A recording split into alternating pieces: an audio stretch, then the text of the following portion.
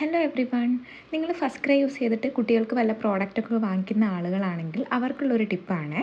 കൂടുതൽ പേർക്കും ഇത് അറിയുമായിരിക്കും, അറിയാത്തവർക്ക് വേണ്ടിയിട്ടുള്ളതാണ്. അറിയുന്നവരാണെങ്കിൽ ജസ്റ്റ് ഒന്ന് ലൈക്ക് ചെയ്താൽ മതി. അറിയാത്തവർക്ക് ഇതൊരു യൂസ്ഫുൾ ടിപ്പും ആവും. അപ്പോൾ നമ്മുടെ ആപ്പിൻ്റെ സ്ക്രീൻ പേജിൽ തന്നെ ഇങ്ങനെ കുറേ ഓഫേഴ്സ് കാണാമല്ലോ. അപ്പോൾ ഏതെങ്കിലും ഒരു കാറ്റഗറി സെലക്ട് ചെയ്യുക.